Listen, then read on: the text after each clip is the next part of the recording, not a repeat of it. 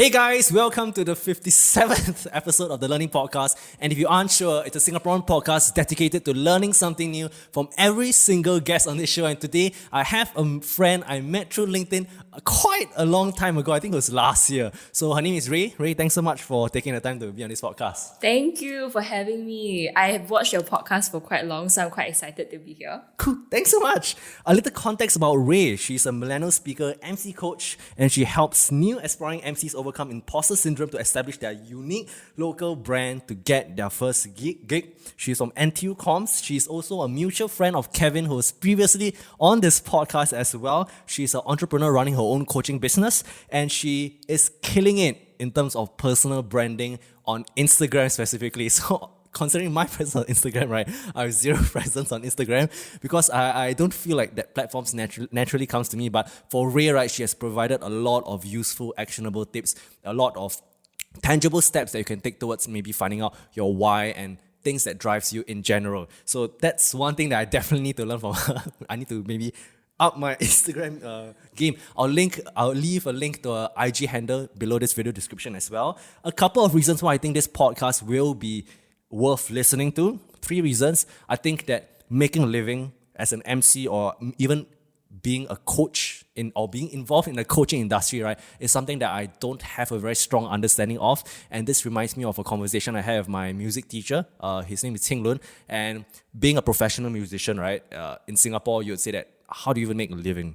Then I think that kind of perspective, right, maybe I'm also very curious, like, how do you really ensure that you are surviving as a I would say consultant, a coach, and an MC as well. So yes, making a living. I'm not sure where Ray is on the spectrum of being a freelancer and being like in an agency world business whereby she works with a team and she delegates it. So I'm interested to find out about her next plans as well, about where she plans to go with her career in that sense. The second reason why I think this podcast is worth listening to is that Ray is very passionate about networking. I briefly heard of a podcast from her that was featured on CNA as well. And yeah, I think she's very passionate about networking and more so helping millennials. I think that is her target market, if I'm not wrong. And I believe that we'll be talking a little bit more about that in general. And the third reason why I think this podcast will be helpful is that I'm always interested in what's next for her, the challenges, the struggles, and more to have real talk of what it is like being a boss of your own company, especially at her age. She is younger than me as well. So I think it takes a lot of courage to do what she does as well. And yeah, that's pretty much the context, Ray. For those listeners that don't know who you are, if I have missed anything out, do you want to add on? Wow, I feel like you've written a Wikipedia page about me or something. No. That's pretty much it. But of course, we'll dive into a little bit more of the underlying story of how I got to where I am today a little bit later on. So going all the way back, right? Could you maybe share with listeners what kind of student were you in secondary school before going all the way in the year? Just in secondary school, how would you describe yourself as a secondary school kid? Secondary school, Yeah, secondary that's school so kid. specific. Okay. Yeah. In secondary school, I wasn't super focused. I mean, I did care about my studies, my academics, but I think that my main concern was just sort of comparing myself with others a lot. Am I cool? Am I popular enough? I think growing up, that was a lot of my main concern. I would say that I was quite an insecure, not so confident person. Maybe I would have come across as confident, but really inside I'm not. Am I 100% confident now? No. I think that many people are like, oh, you're an MC, you're definitely, very confident. But I think inside I'm still growing. Definitely better than last time, more confident as opposed to last time, but now still growing. So in secondary school, my main priority was that. I didn't really know what I wanted to do in life. I just knew that I wanted to do something I enjoy. I wasn't a fan of a 9-to-5 job personally. And there's nothing against it. But for me, maybe it's just like an extroverted side of me. I just like to run my own schedule, to be able to control my life, to be able to have a laptop lifestyle. I mean, back then we don't even know. Maybe I didn't have a laptop yet, but basically to control my life as it is instead of working for someone else. But I didn't know how to. So, say a lost kid in secondary school. When exactly do you pick up MCing? Okay. So this is an interesting story.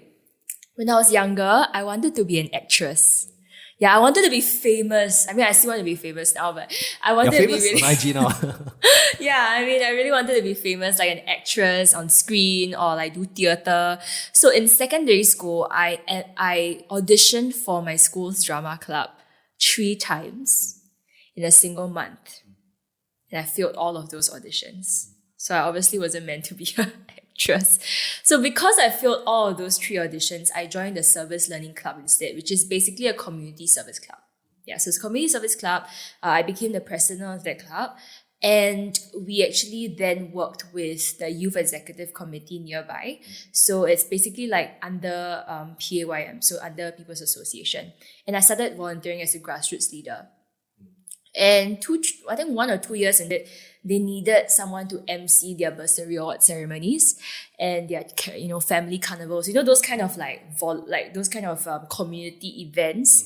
They wanted someone to MC. So I just volunteered. I was like, okay, it's gonna be good for my portfolio. Why not? So I volunteered. And since then I realized, hey, I kind of like the stage.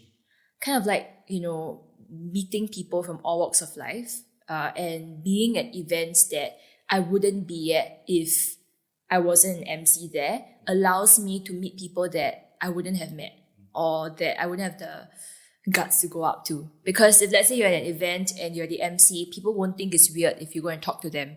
But if you're some random person, people will be like, why are you talking to me? I'm just a stranger, So that is how I started MCing, and I did it in JC, did it in uni, and after so long, I realized I've done MCing for 7 years. At what age was this when you first volunteered to be an MC at the grassroots event? So secondary school, about 16 or 15, about there. 16 years old. Was there any thought process when it came to giving your first MC speech, or was it something that you winged it? You watched YouTube videos, you asked people who did it before, like what was that process? Or were you the kind of character that was quite free and easy and like, it doesn't matter if I don't do it so well? Did that cross your mind? Okay, so because it was a volunteer thing, I think maybe most people or most millennials will relate to this. When you're not paid to do something, the pressure is not as on. Yeah. So I wasn't nervous because I was just thinking, yeah, I'm volunteering. This is just like any other event. I never thought of it as like I'm on stage. Yeah. So birthday reward ceremonies, especially since they're smaller, sometimes it's in a room that isn't a physical stage. So I just prepared a script. I did the formal event as it is. I started with formal events, so it's a little bit more scripted and less impromptu. You don't have to think on the spot as much. So it was really a gradual growth. I started with easier events. I wasn't paid, so there wasn't much expectations. And then I did it in JC, right? Junior college. And you're also not paid because it's school events. Only in university, that is like after 3 years of MCing, did I start taking paid jobs in university in my MC club and then getting outside clients. When you say MC club, it's like with the university, is yes. it? So I was in NTU, so NTU MC club. Yeah. So that's how I started getting outside clients, and then after that getting referrals, and then the ball started rolling. But at the start I was very fortunate because I did it for free first. So it was less taxing. So this could be a tip for millennials as well. If you want to pick up a new skill and see if you can get paid for it, do it for free first. Yeah, and see how you like it. So the pressure is less on, and you are also able to learn the skill sets required to then charge people for it. What can you tell us? I'm sure you remember your first paid MC, right? What was the difference, or was there any big difference between being free and paid and having that kind of expectations? Okay, my first paid event, fortunately, was in a school. Okay, so I remember By the school? It's from the school and inside NTU. Oh, okay. It was an Oktoberfest event. Okay, so Oktoberfest is like, I can't remember which it comes from, but it's a beer festival. Germany. Yeah, it's like a beer festival. And it was one of their hall events. So hall is like, an in-house, how do you describe a hall? It's like in-house housing. So I did it for a hall in NTU. I was a little bit nervous knowing that I was the only MC. I didn't have a co-host, so it was just me. And I had to conduct games. I had to talk about like lucky draws. I had to engage the audience that I didn't, like an audience that is completely foreign to me. I think that it was really like more nervous than just a simple formal event where I wasn't being paid, where people would sit there and had to listen. Because if it's formal events, they are sort of already there. If it's an award ceremony, they had to be there. Whereas if it's like an informal, carnival of sorts, and it's sort of a bit scarier because you have to really buy the audience's attention. But I made sure that I prepped beforehand, and I was lucky because Oktoberfest people did drink. So I think with drinks, people are happier and all that. One thing that helped me, I would say, is talking to people beforehand. So making friends with the people who are already in the audience so that I get the initial buy-in and I can see that there are people in the audience that I'm sort of familiar with. And if I had to get someone to play games, I can eye them and go like, hey, how about you? And since I've talked to them already, they'll come out on screen. They'll come out on stage. So yes, a little bit more nervous, but I survived it. Preparation helps. So, okay, fast forward a little bit, right? When did that thought of you doing this consistently and maybe even helping others, right, come to mind? Okay. Was it like a interesting. immediate, let's say, someone told you that maybe you were good at this, or a particular feedback that was an immediate moment thing? Or was it like I'm sure you have did like hundreds of events. So how did that thought of starting your own coaching company started? Okay. So, wow. Okay. I love this question. MCing to me was sort of just a freelance career for a long time because I was in university and I never knew that freelancing could get me somewhere. I actually didn't think that being an entrepreneur or being self-employed never came across my mind throughout university at all. I entered university thinking that it was normal to just get a job. I did some internships before. I did a marketing internship. I did a video producing internship. But even though it was creative work and even though I enjoyed the industry, I didn't like just going to the workplace at a certain time and having to leave at a certain time or OT and not really having control of my own schedule. Like let's say in the middle of the day, if I feel tired and I want to take a nap, but I'm at work, right? So I knew that being in the workplace wasn't something that I enjoyed. I knew that I wanted to have my own creative freedom and create content on my own instead of for someone else, but I didn't know it was possible. So throughout uni, I just saw MCing as just a freelance career until I started meeting other people who are doing freelancing as their job and even earning more than a fresh grad. So I have a friend that runs fitness academy. Yeah. So he teaches like parkour, he teaches swimming. Basically, he teaches many different kind of like sports and movement activities. And he's doing it full time and he earns way more than a fresh grad or maybe most grad after a few years. He also earns way more. So I saw it as a possibility. I was like, hey, people are actually doing their own thing, what they love. They're running their own business. They do what they like and they're getting paid for it and it's possible. For me, I never saw it as I need to earn a lot of money. I just wanted to do something I love. It was a very simple wish. I want to do something that I like to do. Okay, I don't know if many millennials relate to this, but for me, it's just doing something I enjoy. And if I was paid for it, I can survive, I'm happy. Okay? And I knew that looking at the scene, to many MCs who are watching, unfortunately, you can't just be an MC and survive in Singapore. It's hard. Many people who are MCs are already models or actresses. They're known for something else. Perhaps they are like TikTokers or content creators on YouTube. It's very hard to just only be an MC and that's it. Because people like familiar faces. You can be a super good MC, but a celebrity will still be paid more rather than you, even if you're better. Okay? So I knew that MCing wasn't something that was viable. Or at least I didn't see it personally. The second thing was also I felt that I could have created bigger impact. So coaching slowly came to me when I received mentorship from a few mentors in my life, and right now even more coaches because I'm learning from different people from different aspects: speaking, coaching, business, and all that, and even fitness. So receiving mentorship, I saw how having someone walking and guiding me through helped me in my life, helped me slowly find out like what I actually want to do, purpose-wise, having some sort of direction in life. And so I saw the value of coaching, the value of mentorship, something that maybe my parents couldn't give me. Because my parents aren't entrepreneurs, right? They provide for me and I love my parents, but they cannot teach me how to be an adult past a certain age. They can teach me what they know, but not beyond. So I saw the value of it. One thing, that's the first thing, being exposed to having other people mentor me. The second thing is because I met Kevin, right, our mutual friend, and he actually referred me to the training industry. So we basically go to schools and train. Right now, he runs his own training company / social enterprise, right? So I do freelance with him as well. He actually brought me in with his companies that he has worked with, and I started having the feeling of, okay, how is it like doing some sort of personal development training? So we went to schools, we trained entrepreneurship, public speaking, interview skills in secondary schools and JCs and even primary schools. And I started enjoying, I was like, oh, I love teaching. I realized I like teaching, but it has to be teaching something that I believe in and that I loved, which is personal development, which is basically the soft skills that students needed, not just academics. So with those two combined, I was like, okay, teaching someone, coaching someone is something that I like, but I don't know if there's a space for it. I don't know if it's an actual thing. Okay?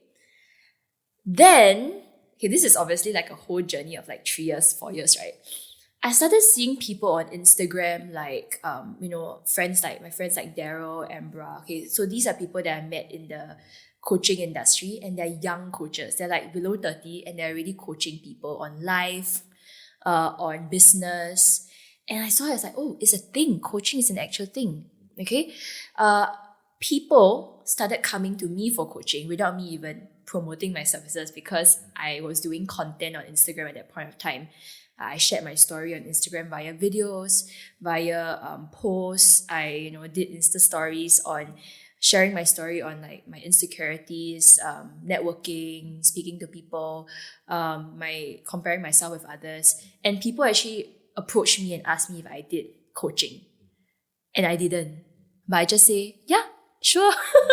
I didn't do coaching, but I thought, okay, charge them at a lower price. I won't tell them that I've never done coaching before, because technically, informally, I've advised people before. It's just that I haven't coached structuredly before. So the people that came to me as my first few clients, I tested it out and I was like, okay, I kind of enjoyed coaching and bringing people to a higher level from where they're at to where they want to be, and seeing them grow. I feel like that is really helping them unleash their potential and slowly move towards that confident speaker they want to be, or the MC they want to become, or even just using their voice potentially to up their sales for impact. That's how I realized that coaching is something that I wanted to do. But of course, it's a stepping stone to my eventual goal, which is to be a global speaker. That's the dream, to be a speaker all around the world. Okay. There are many topics I want to follow up on, right? But can I go back one step? I believe the first few messages I had with you on LinkedIn was about mentorship as well. And I think that the conversation I had with you is that I'm grown up in an environment where I'm very skeptical of why would someone want to help me so much, and what kind of value can I reciprocate back in nature, right? So on that sense, like, could you maybe share, how do you even get your first mentor, and like what was the dynamics between your mentors, and how do you give back if possible, or if there's anyone even wanting to find out? I think there are different schools of thoughts when it comes to mentorship, right? Some people say that there are internet mentorship that you can find on just watch their videos accordingly. Whereas for physical mentorship, of course, there's a greater accountability when it comes to it. But these people are also very busy people, and why would they give their time to you when they can give their time to someone else? So could you share more about the dynamics of mentorship? Why you? Why others? And like, was it LinkedIn? Was it Instagram? Do you send them a cold email? Like, how you even get connected to them in the first place? For anyone who wants that physical one-to-one mentorship, which is definitely much more accountable compared to watching endless amounts of motivational videos and not taking any action. Correct. Okay. So right now in my life, I definitely have more than one mentor. So there are different ways, to acquire or to be working with a mentor, and I can share a couple of ways. So the first mentor that I met is through a mutual friend. Okay, because I volunteered with my friend before, back in People's Association. So it was through a mutual friend. And usually through mutual friends, the mentor will feel more comfortable because it's not some foreign person. It's like, it's true, someone that they know, correct, they trust.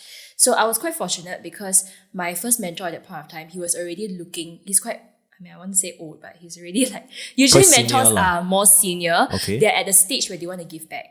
Okay, you'll realize that most mentors at that point of time, they want to give back, they want to leave a legacy, and people are the greatest legacies because when my mentor, teaches me certain things or whatnot, right, I would also be, in this sense, coaching and mentoring others in the future. So that's how the legacy lives on. You know, people are, your great. I mean, personally for me, I feel like people are the greatest legacy because they will always say that they heard it from you and, they're bringing forth your I would say, your wisdom. So I was quite fortunate that my first mentor at that point of time was already looking for people to help, but a selected group of people. And he was expanding his own business at that point of time. Okay, so he was looking for people to do some work for him in exchange for mentorship. So there was some sort of financial, financial, not really reward, but he had financial interest in us, in me lah, basically. So if he grows me, then I'll be able to help him as well. So I think that's the first thing. If let's say you have a mentor that has financial interest in you, you're better off that way. That's why many people in, maybe let's just put up the insurance industry, they have mentors because their mentors are financially interested in them, right? Like, you need to grow in order for me to grow my team. So firstly is to find someone that is financially interested in you, okay? The second way to do it is to join some sort of association. So recently I joined the Asia Professional Speakers Singapore, I don't think you call it association, but basically APSS for short. It's a Professional Speakers Association. And many new speakers and maybe more senior speakers all join this. It's like this one central, it's the most popular, the only sort of speakers association in Singapore, if I'm not wrong. So I went to the first meeting and everybody sort of know each other already. Was but this for me, before COVID? Oh, no, it's on Zoom. oh okay, got it. Yeah, it's on Zoom. So I joined a couple of weeks ago only, maybe only a month ago. And even as a new member, I was very enthusiastic. So I was like, hi, my name is Ray. And even though they all sort of knew each other, I tried to interject their conversations a little bit. And because of that, I caught the eye of one of my mentors now, which is Avi Laran. He is a speaker and he runs his own consulting business. And he private messaged me. I mean, I sent him a connection on LinkedIn before. So we had a short conversation, but not very long. And then he private messaged me and he said, ping me if you want to go for a morning walk. Okay. So, yeah. So I was like, okay, when? Because he does this quite often with people. Like, it's not just me. He have morning walks every single day around Botanic Gardens. And every day since he's walking already, he prefers just walking with someone so that he can mentor them along the way. It's one of the best ways to have a normal conversation, I guess. Yes, okay. So I said, when? He said, how about tomorrow, 7:30 a.m. at Botanic Gardens? And I live in Pasir Ris, right? So I was like, Oh gosh. okay, sure. So I just went all the way the next day. And that was one of the best morning walks of my life. Yeah. Hands down. He really is someone that is willing to give back and to help people and to just guide young speakers along their way. So, When you say give back and guide young speakers, right? what exactly? Yeah, what exactly is Okay. does he ask you about, let's say, the kind of end goal that you want to achieve? Then based on his life experience, that he can share certain stories and certain different career trajectories that a speaker can go towards, like, or was it him just, okay, I'm not saying this like my mentors, they just say their own stories and like not really considering the goals of what you want to achieve, like how did that, what was so magical about this conversation? Yeah, exactly. Love to talk about that. So it's important to differentiate between mentors and people who just want to blow their own horn, right? Yes. So for Evie, or for the mentors in my life, right, the focus is always on you. Okay, and this is, wow, I feel I want to link this to speaking, but this is exactly why, content creators and people who speak, people who have a message, it's never about you, it's about the audience. Same thing about mentorship, it's always about the mentee. Not always, I mean, it's a partnership definitely, there's going to be value exchange. The mentor always tries to guide the mentee through such that they understand where they want to be and how they can offer their resources to help them. So for Avi, during the morning walk, he first gave me an idea of what mentorship was about. Okay, I just give you an example. He loves analogies. Okay, when I first, there are a few gates at Botanic Gardens, right?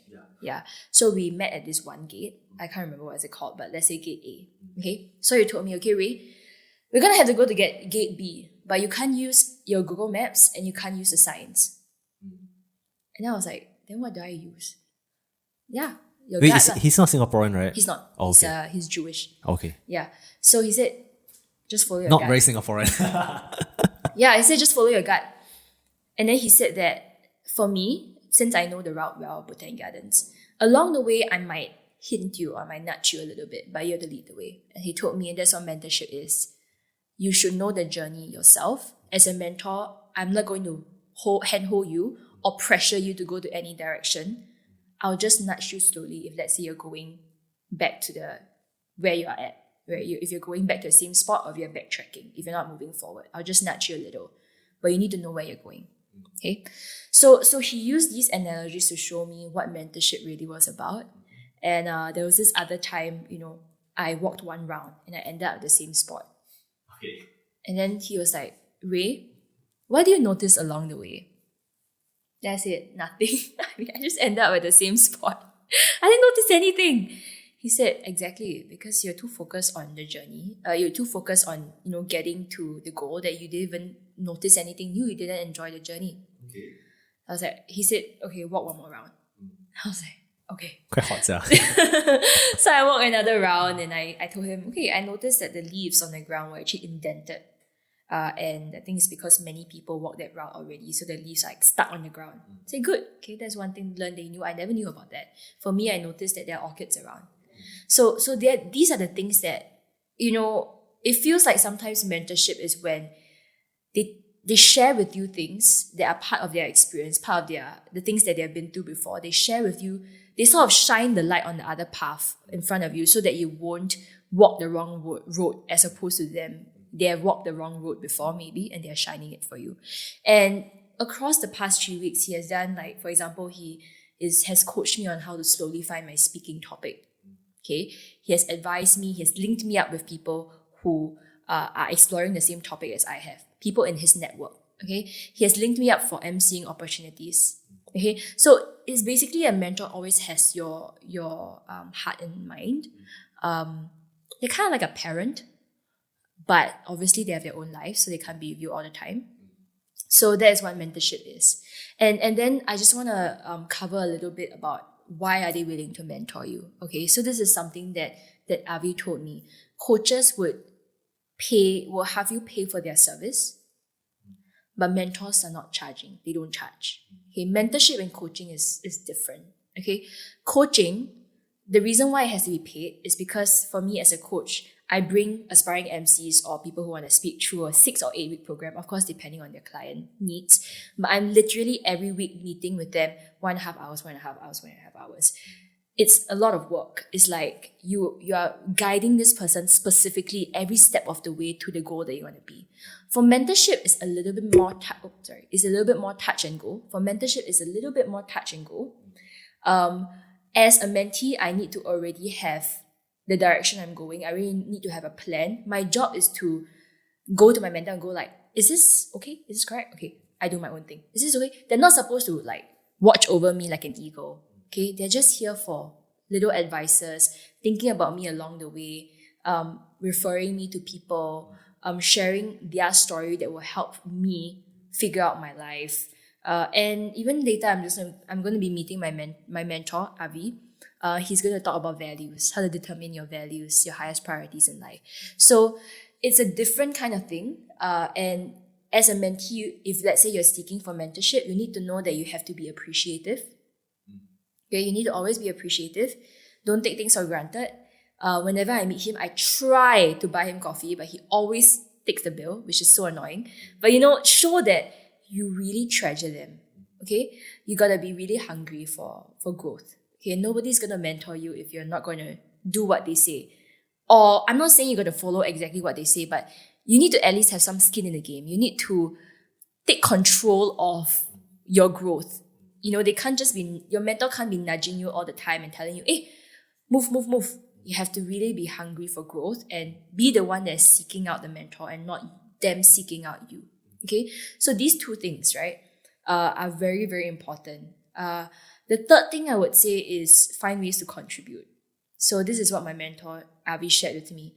Always ask, how can I contribute? Okay, how can I contribute? Even if it's, hey, let's say I have some video editing skills. Okay, you need me to help you take a portrait. Okay, I'll do for you. What can I exchange in return for you having a coffee with me? So what have you done? What have I done? Avi has never asked anything to do, hasn't asked me to do anything yet.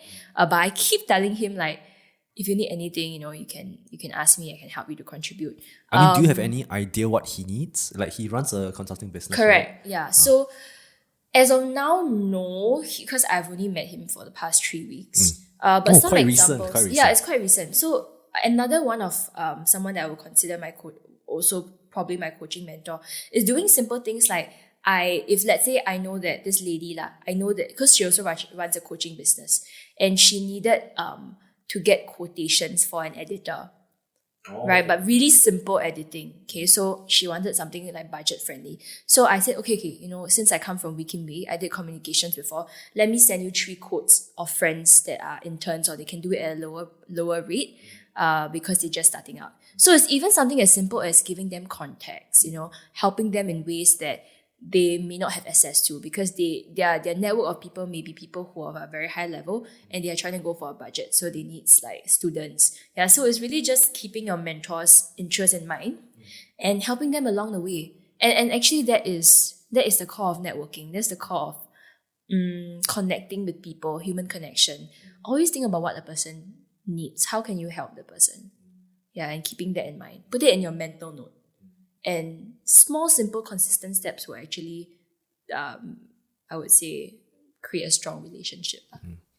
Yeah, because when you talk about networking, right, I think the most common understanding of what networking is, I'm not sure if you have been to those networking events by universities where I feel like it's like completely superficial and everyone is trying to toot their own horn to try to like get that internship, get that placements to impress the people hiring, right? That's a very different approach compared to what you're talking about, which is completely different. Can I ask, going one step, sorry, when people approach you for coaching, and at that point of time you didn't really have any coaching program, right? Like, okay, what's a 101 to coaching? Like, do you find out where the end goal is? Because technically, you could really involve yourself in coaching in like any topic. Is there a niche of kind of coaching that you do? Obviously, speaking is one of them. Obviously, emceeing is one of them. I find that's quite one big jump from you not doing any coaching at all to people approaching you. That's one. And how do you even tackle this? How do you even follow up in creating a curriculum that would help them get to their desired result?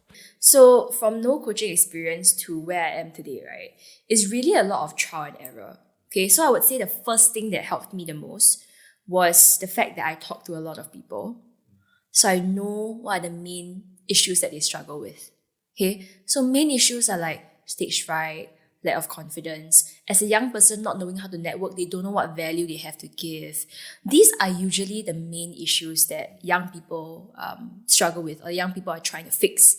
So as a coach, I'm like, okay, at least I know what are the main issues that I can potentially help people solve. That's the first step. The second step that I took was to ask myself, because you are your own best client. I've helped myself overcome stage fright. I've helped myself overcome the networking issues that I've had, not being afraid of maybe meeting people who are older and more experienced. I've helped myself go through that. How can I now backtrack what I've done and extract the tools, extract the things that I've done in order to be where I am today? Put it down visually on a paper, or I use Notion, so on the computer, so that I have a widespread idea of like, okay, these are the tools that I can use in order to coach someone. Okay, so that's the second thing I did. Backtracking what I did for myself.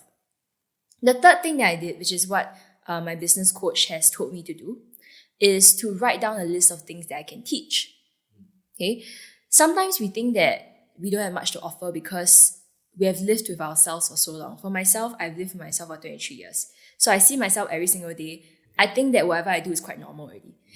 But for people who look at me, they're like, wow, Ray, you're so cool, right? You can speak. And I'm like, huh? But I do it for so, like in my head, it's like, it's normal. Okay. So we forget how awesome we are sometimes. Quote, I like that quote. Yeah, we really do. I like the Okay. And people who live with us for so long, our friends who have been around us for so long, they already know us. I mean, it's so random for your friend to just come there, hey, JJ, you're so cool. Like, huh? Bro, I know you for 10 years, So take out a piece of paper or open up a Word document and list down the things you think you can coach people on. That's what I did.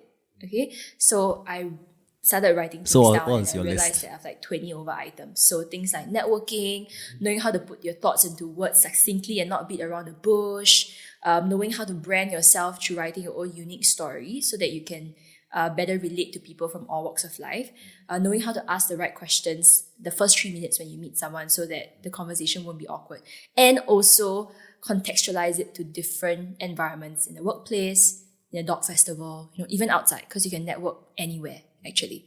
So these are a couple of things that I put down in my list, and I was like, hey, I can teach quite a number of things. Now I have to basically write the details of how to teach it. Okay, so creating a structured program, adding things in like tools and worksheets that my client can do. So as a coach, right, the last thing I want to do is just to have a 1.5 hour session teaching them. That's not it. At the end of the session, they need to be the ones writing things down. They need to be the ones introspecting and actually doing the role playing, actually speaking. Because if I'm teaching speaking, they have to be speaking more than I'm speaking. Yeah. So that process of knowing what works and what doesn't, after the preparation process of looking at other people's problems, that's step one. Number two, introspecting and seeing how I've helped myself solve my own problems. That's step one, this step two. The third thing, writing down a list of things I can teach. The fourth thing is to do. You just gotta do it, right? You can't coach people if you can't learn how to coach people by planning how to coach. You need to actually coach. So I had to take on clients. So the first step is to take on beta clients. Beta clients means that you charge them at a lower fee and you do a shorter program and you help them with the shorter program. So, I mean, for anyone who's interested to, let's say, engage you or like in this coaching, what's a normal, is it based on rates? Is it based on your experience? Is it based on the kind of result that they want to get? Or is it based on your client's value-based pricing in terms of, okay, if you're a banker, I'm going to charge him like $10,000. How does it work? How does it work? Okay, so usually what I do is it really depends on the client's need first. Definitely, I have a set program. So if you head onto my Instagram and you check one of my highlights, which probably says start here, you'll be able to see I have a 6-week and an 8-week program. So the 8-week is for MC specifically. So I teach like the things like how to be a personality, not just an MC, how to be a brand, and even the technicalities like how to prep for an event so that you won't panic, how to work with clients and chart, and how to quote a certain rate based on your experience, how to create a portfolio with no experience at all. Right? These are the things that I teach MCs. Then people who don't want to do MCing specifically, but they want to use their voice for impact, I have another set of things that I teach them and I have a basic program for, which includes things like networking, includes things like putting thoughts into your words effectively, includes things like impromptu speaking, includes things like how to own your voice and own your story so that you can put it on your LinkedIn, on your Instagram, and it becomes your personal brand. You can share it with others while you're networking so that people will remember you. Among the whole ocean of people. So this is the set program, the fixed program that I have. That being said, every client is different. Every client have their top three pain points. So I'll have a discovery call with them first, where it's a short 45 minutes session where I chat with them. I understand where they're coming from, where they're at now, what their goals are in the next 6 to 12 months, and also their final goal, and what is stopping them from getting to their goal. Okay, so many at times they'll say, I don't really think I'm good enough, or maybe I've just always been an introvert, but there are always layers. So as a coach, it's important to really ask questions to find out what the root cause of the issue is. Because it could be fear, it could be they had a traumatic experience last time talking to someone and they got shot down. And it was so long ago they forgot it, and they just think they're an introvert, but actually it's not true. Okay, so there are many underlying issues that could be the root cause of the problem. And my job is to solve the root cause of the problem first, to help them work through that root cause before they can even pick up the newer skills like networking, etc. Because many at times, the barriers in our minds. Well, all humans are actually all creatures that are meant to connect. But what's stopping us is fear of judgment, fear of a lot of different things. Okay? So that's why coaching is a very complex thing. And many people, they think that, I don't know, maybe it's a stereotype, like, there's so many internet coaches nowadays, is it really credible? Is it really, and whatnot? I would say have the first chat with someone first. Someone with a cert or someone with many accolades, they're just accolades. Okay? It doesn't mean they are a good coach.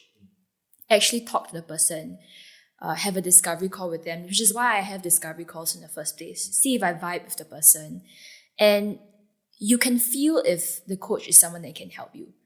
Sometimes the coach may be really good, but you just don't vibe with them. Okay, and then that's fine. Find someone else.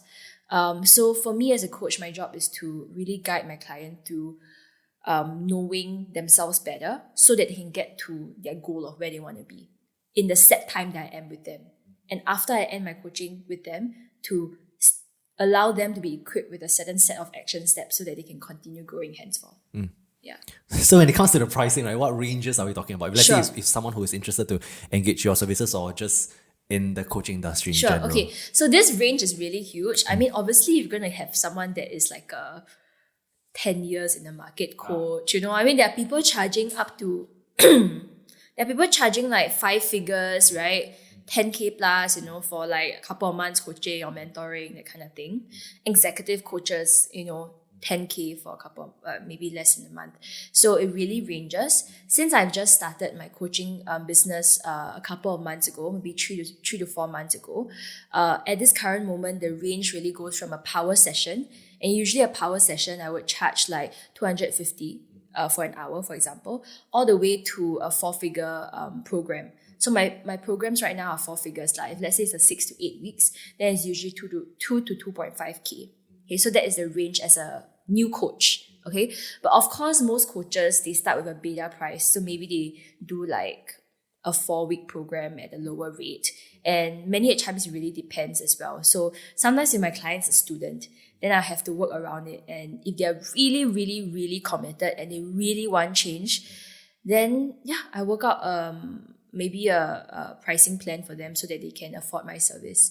Yeah, so it's sort of like understanding my client, knowing how much they can really fork out for their own growth, and choosing my clients wisely. Because there are people that can pay very high amounts, but they're not committed. Yeah, so that's the thing. From a business standpoint, right, I think the biggest limitation of coaching is, let's say you are the product. So in terms of what's next, right, in the next 5 to 10 years, are you more of the kind of coach where you are focusing on your skills as a personal brand, or are you interested in, let's say, expanding it into, let's say, delegating this kind of structured frameworks, syllabus that you have created in a sense, whereby you have like, I wouldn't say mini coaches, but I think mini coaches is not appropriate, but like, is it like workshops for companies, or like where is your direction going, or are you sticking with this for now to make sure that you can bring the most results you can to your current pool of clients? And what's the horizon on that? Horizon, lovely. Okay, so as you know, my eventual goal is to be a speaker, right? To speak on large stages around the world. The second goal I have, and this is something that's still in the works, is because I really want to form a community. I really want to have a global community. Okay, so I'm very inspired by Mind Valley or even Jay Shetty. They have a community already, and they also have sub coaches that are helping them as well. I mean, for Mind Valley, is really just a network of coaches, right? So that is sort of the idea that I want to have, because ultimately I want to be able to be in Hawaii chilling while my business is still running. That is the idea. I don't want to always be that one person and then, like let's say I die already, right? Then like how, right? I mean, that's it, right? The skill set dies with me. So it has to translate somewhere else. I do have the plan of honing coaches. Being a mentor, is it? Correct, Okay. to coaches, and then have some sort of like business structure that I would, obviously get some sort of commission, whatnot. That is years from now, because I have to first work on myself first and my skill set. Lifestyle-wise, I can imagine myself, my dream lifestyle is really speaking all over the world, and then from the stage going to breakout rooms of like maybe a group of like 20 people, mentoring, teaching, and having other people that are also coaches, my own co-coaches, that are coaching in the other room during the breakout session.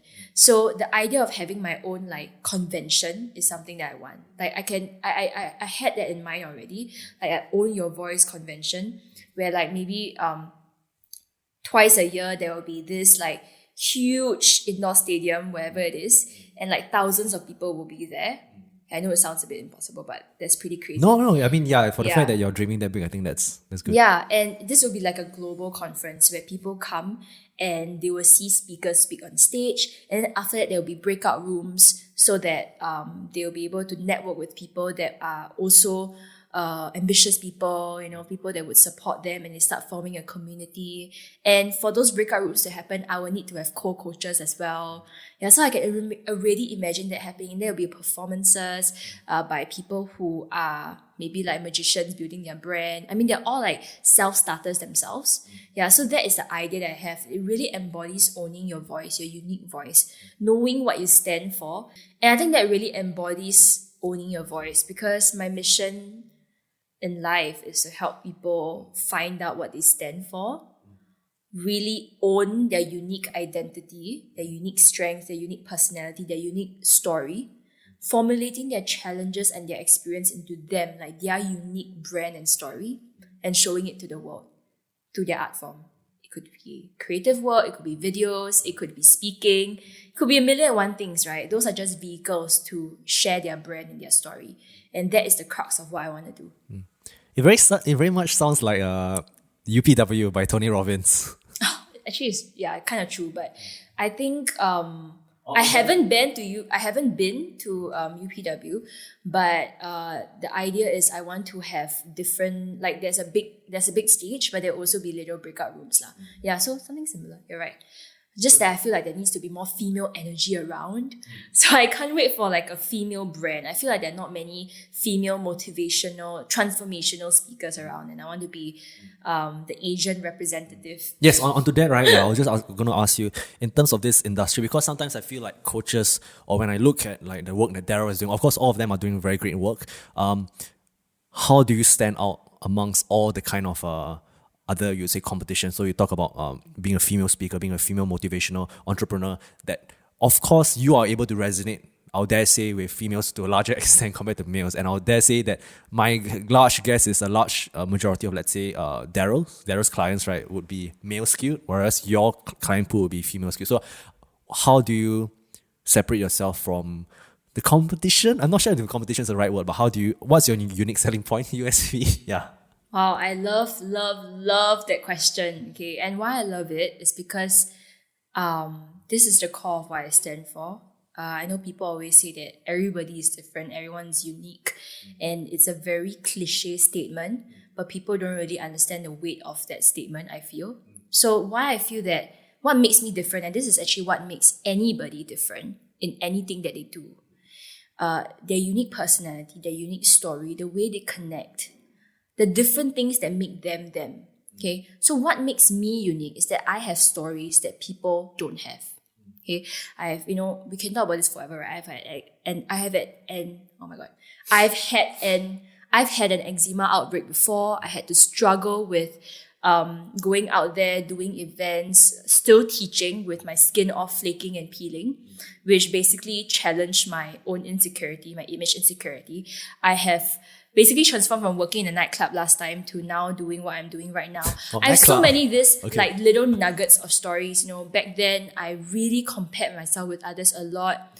I feel like I'm opening a lot of cans of worms. I've even, self-harmed myself before. Actually, I never talked about that on camera before. There are a lot of things that I've been through, a lot of struggles that I've been through and I've conquered. And these are stories that connect with people.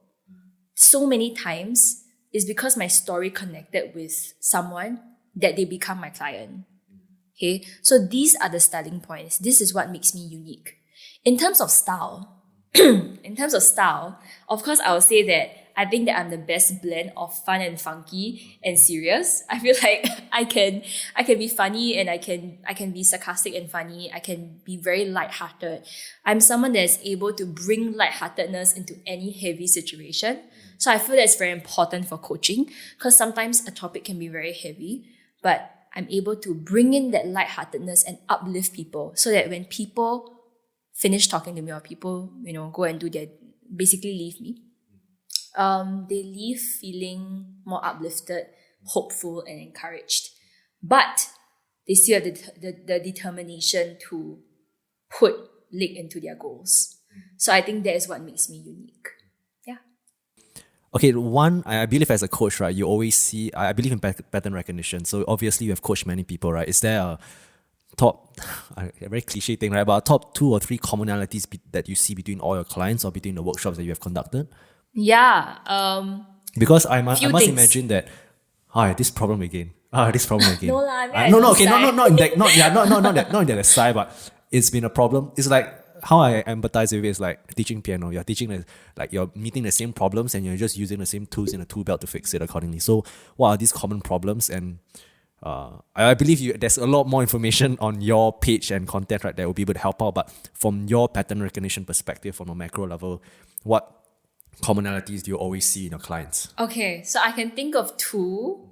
The first one is always not confident, lack of confidence, fear of being on a stage, fear of speaking up. So it's always that putting myself out there, I'm afraid. So that's number 1. What stories do they tell themselves that makes them afraid of this? Yeah, and so what is the root cause in yes. your diagnosis? Lovely. Everybody is different. So there's one client that I had was because of a traumatic experience before. She blanked out in front of her class. And then that sort of like Your childhood was a trauma. crutch. It wasn't childhood, actually it was in university only. But that itself was already so fresh. And she used that as evidence to stop herself from speaking up. Yeah, so that could be one. It could be traumatic experiences. Or maybe people who have mini traumatic experiences. Yeah, they already had one where they freaked out during a speech. And because they had it in mind, the niche, they already sort of set themselves up for failure, because they're like, oh, it's okay if I fail because I don't think I'm a good speaker. I don't think I'm going to be good because of that. And then because of that, every single speech that happens, they keep bringing up that same story and failing. Yeah, so it's sort of like a self-fulfilling prophecy if you think about it. So that's one, right? Another issue could be, which links to my second common issue that I would bring up, is they're not sure of their identity. They don't know what they stand for. They don't know where they're going. And that also could be a cause of lack of confidence. Because if, let's say, your identity is shaken, when people ask you, what do you do? How do you answer? Right? And sometimes what they do is not what they like.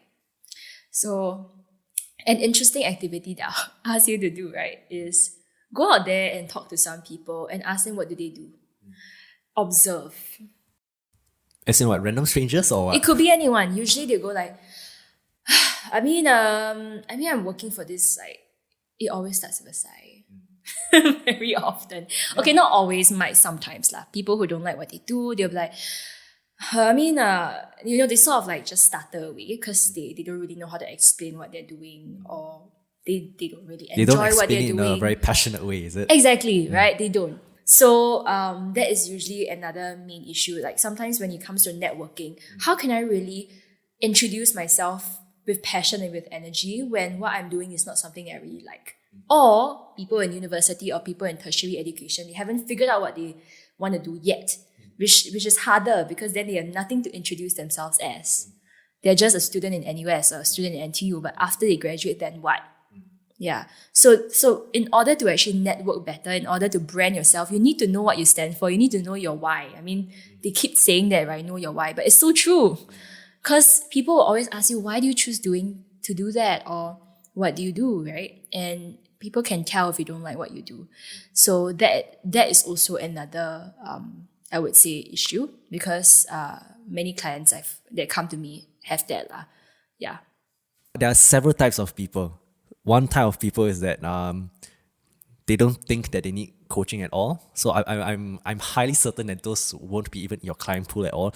For the fact that people have reached out to you or are even willing to entertain a conversation with you, right, means that they are somewhat open to being coached, right? Because at least one pattern, at least from I see, right? Like, okay, I also believe, I completely believe in what you say, whereby I feel like everyone should be creative in their own way, whether it's baking or doing anything that they want, just have a creative outlet, right? Have you had when I have such conversations with, let's say, some of my peers, some of my colleagues, right? They say, I like watching Netflix. I like chilling. I'm lazy. Like, I don't know what's the general thoughts on that, because that's my most common. That's the most common response that I always get from people who I feel should be a lot more creative than where they are right now. If that makes sense. Okay. Oh wow. Okay. This is so interesting. I think there are two questions here, so I'm gonna answer two questions, right? Because I see the first question as is coaching really necessary, right? And the second question as some people who just like to chill and use their lives to chill. Like, what is my thought on that? Which I also have some thoughts on that. So for the first question of people who come to me, they really want coaching. Actually, most of the case may not be. Okay, they may just want free advice, right? Because free discovery call. But usually, what I do during my discovery call is to show them that they need it. They need coaching. I mean, there's a reason why they are here at point A and not at point B. And they could have been watching a lot of videos, doing a lot of different things to try to get to point B, but they're not there yet. Which is why they need someone to shine light on the next step and to show them what is the steps to take to get to point B. That's what a coach is for, right? And they don't have that. So if their need is strong enough, and if they feel like the goal they want to get to at point B is something that they really want to get to, is like a pain point to them, then investing in a coach is not going to be much. I mean, if you can pay monthly fee for Netflix and Spotify, why can't you do that for your own education or your own personal education? So do I think coaching is necessary? I think it really depends on your goals. Choosing what to be coached for is important because there's so many different coaches out there, right? Why do I want to invest in a business coach, or why do I want to invest in a coach that teach me how to speak, right? It really depends on your goal.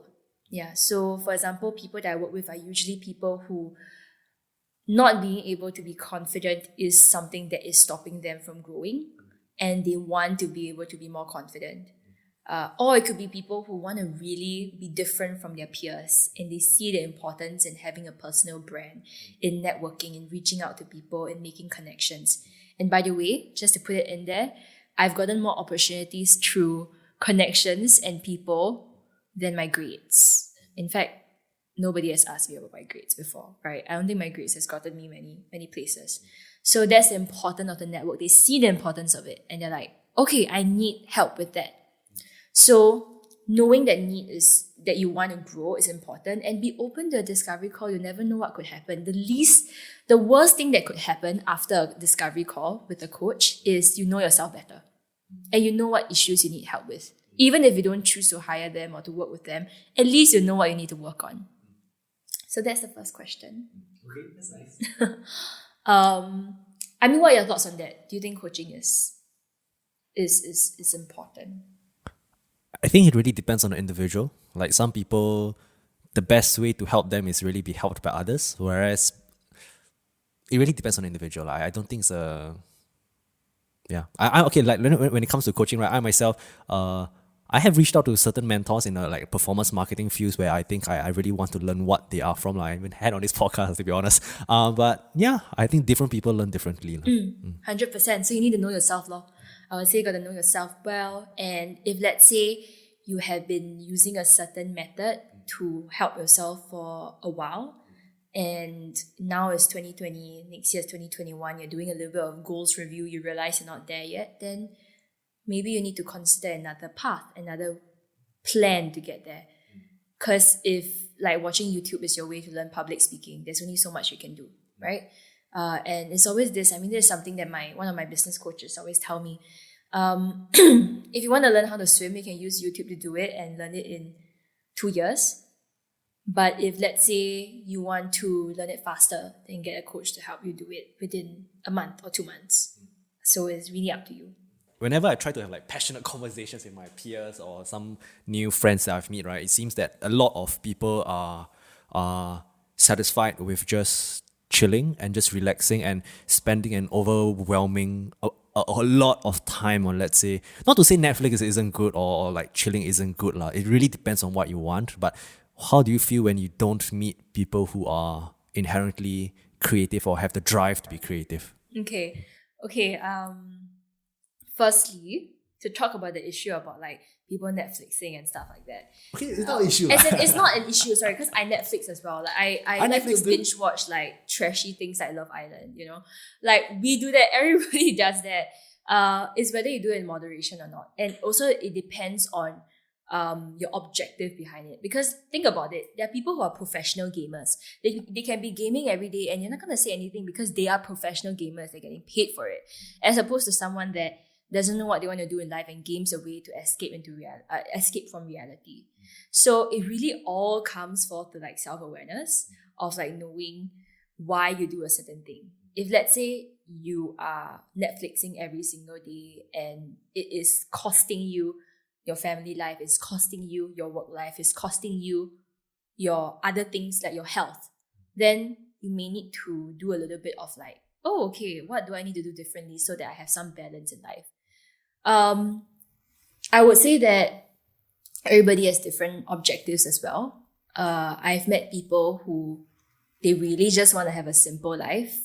They want to go to work and they come home and they really just want to Netflix and chill, and it's fine if that is what they want. Like anything that makes you happy, truly happy. Okay. But if what you want is to really make a larger impact and that is what makes you happy, then you got to find a way to go for it. Okay. So usually those people, people like that are, I don't want to, this sounds kind of bad, but ultimately you radiate to people that are very similar to you. So I radiate with people who have a passion, who are creative, and people who just, the people that you mentioned, right, don't really have a creative outlet or they just work and then go back to chilling. I don't have many friends that are like that, or they are just acquaintances, simply because you are the average of the 5 people that are around you. And I choose to surround myself with people who have a bigger dream and a bigger vision. Okay, that's very nice. Okay, moving on to the ending section of the podcast, some very quick fire questions, right? What would you do if you knew that you're going to fail in that particular activity? Oh my God. Okay, what would I do if I knew I was going to fail? Fail? As in, what activity would I do, or what would I do to save it? What activity would you do, even if you knew that you're going to fail? What activity would be worth doing if you knew that you would fail at it? Okay, worth doing. So boring. I'm just gonna say speaking. Like speaking on a stage. No, I'm just interested in your interpretation of the question and your answer. Because technically the question can be taken into many ways. Yeah, definitely not. Fail and everything. Yeah, I'm just curious to know your thoughts. Okay, definitely not skydiving because I don't want to die. I would say I would. A very simple analogy is that people join a marathon not to win, but it's more for the process of going through and running 40 clicks. So, it can be, I don't know, cooking. Just a very, it can be life principles, life activities, life goals that you want to achieve. Okay. What would I do if I knew that I would fail anyways? For me, I would say that I would do something like very random and creative, like art, because then the pressure is like not on, because I know I would fail anyway, and I would enjoy the process of creating, as opposed to needing to have that A or needing to have that success. Because I feel like many times we grow up in life, and this is something that I posted on Instagram recently, across your academic career, you're always praised for success. It's like, okay, you get an A. Yay, congrats, you get a golden star. If let's say you didn't do well, sure, your teachers would try to support you, but you don't get praised for the hard work as much. The awards are given to the people that get the first place in the marathon, first, second, and third place. The awards are given to people who do well, right, academically or whatever. So in our minds, we already had the impression that if I succeed, then that's good. Okay, so if I fail at something, sometimes we take it personally. We're like, I'm not good enough. I'm not good enough for the affirmation. And I think that's sort of what made me fear failure even now, right? If let's say a client rejects me or a client doesn't work with me, then instead of the million and one reasons that could be the case, it could be they're afraid, right? It's their own personal challenge. It could be like many things on their end. They just don't vibe with me personally. But to me, I immediately think I see that as a failure. And oh no, that validates that I'm not a good coach or I'm not good at sales. Okay, so that's the thought. Of course, in recent times, I fixed that thought, but that's the initial thought. That's why we fear failure. We don't want to feel like we're not good enough, right? So if let's say we know that failure is a way to success, failure is an eventual, failure means that you're not good enough at it yet. Right? Yet. Okay? That means that you need to fail more and fail harder and change your strategy to eventually succeed at it later. Okay? So changing that perspective has helped me look at failure differently. Yeah. And I know that my unconscious thought of just wanting success now is simply because of in the past, you get an A, your parents cheer for you, you know. This is why we need to take care of how we parent our kids. So you get an A, your teacher calls you out in front of class and praises you. That's why as kids, we're like, I want the A now, right? I want to get the affirmation. If I see I get 50 upon 100, I don't cheer and rejoice. I'm like, oh no, I'm not going to get the golden star. Yeah. So fast forwarding to now, I think that's a mantra that I tell myself, that failure is always just on the way to success. And it means that I'm not good at it yet, but I will be better at it if I try it again. Yeah. What has been your biggest failure to date yet? Oh my gosh, biggest failure. Wow. Oh no. I think that, wow, this is so, okay.